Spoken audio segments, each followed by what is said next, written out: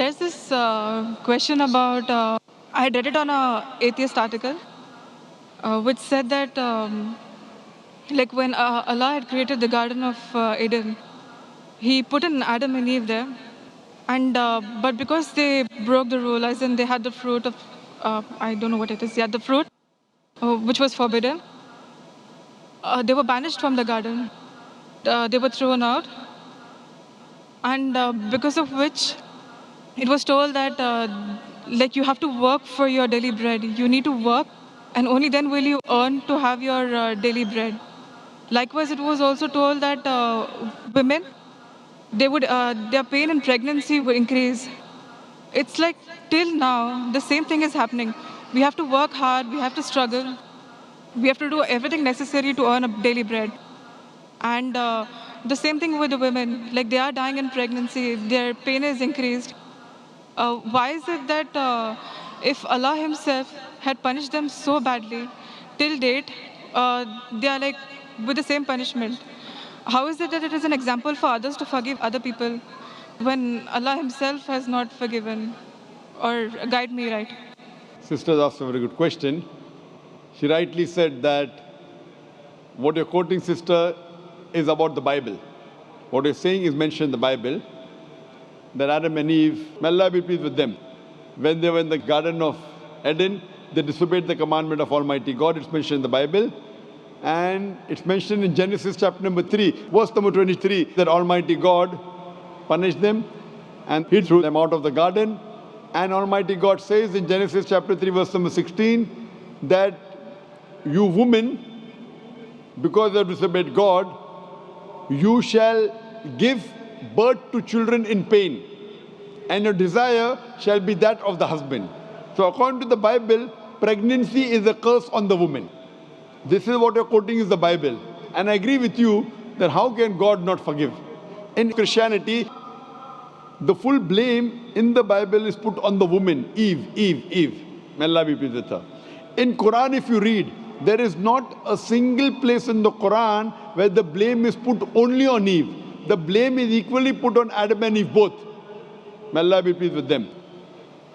If you read in the Quran, it's mentioned in Surah Araf, chapter number 7, verse number 19 to 27, that Adam and Eve, may Allah be pleased with them, both of them, they disobeyed God.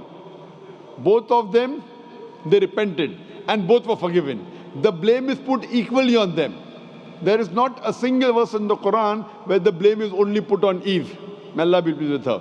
But there is a verse in the Quran in Surah Taha, chapter number 20, verse number 121, which says that Adam, peace be upon him, he disobeyed God. So there is one verse which speaks only about Adam, peace be upon him. But as a whole, if you analyze, the Quran puts the blame on both of them, Adam and Eve. Both of them. May Allah be pleased with them. In the Bible, the blame is only put on women. And because of that, Almighty God says, you shall bear children in pain, and your desire will be that of the husband. So pregnancy, according to the Bible, is a curse. But if you read the Quran, pregnancy is not a curse. Pregnancy uplifts the woman. Allah says in the Quran, in Surah Nisa, chapter 4, verse number 1, respect the womb that bore you. Furthermore, Quran says, in Surah Luqman, chapter number 31, verse number 14, and Surah Ahqaf, chapter number 46, verse number 15, that we have enjoined on the human beings to be kind to the parents. In travail upon travail did the mother bore you, and in pain did she give you birth. So here we realize that the Quran says that we have to respect your parents, especially your mother.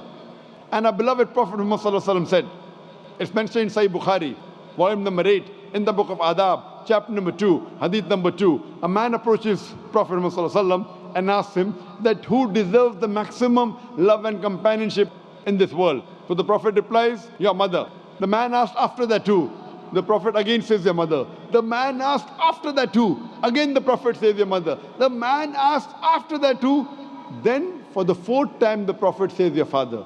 That means 75%. 3/4 of the love and companionship goes to your mother. 25%. 1/4 goes to the father. In short, mother gets the gold medal, she gets the silver medal as well as the bronze medal. The father has to be satisfied with a mere consolation prize. So these are the teachings of Islam, In Islam, pregnancy uplifts the woman. And I agree with you, once Almighty God has forgiven the human beings, how can you keep on punishing them? So this is the difference between Islam and Christianity, sister. So are you convinced with the answer? Yes, definitely. Do you want to accept Islam now? Yes. Do you believe that there's one God? Yes, I do. Do you believe Jesus is God? No. Do you believe Prophet Muhammad, peace be upon him, is the last and final messenger? Yes, I do. Is anyone forcing you to accept Islam? No. Are you doing out of your own free will? Yes. Are you doing out of your own conviction? Yes. Is there anyone giving you a bribe? No. What do you, inshallah, so it's in Arabic and you can repeat it. Okay. Ashhadu Ashhadu Allah Allah ilaha ilaha illallah illallah wa ashhadu wa ashhadu anna anna Muhammadan Muhammadan abduhu abduhu wa rasuluhu. wa rasuluhu. I bear witness.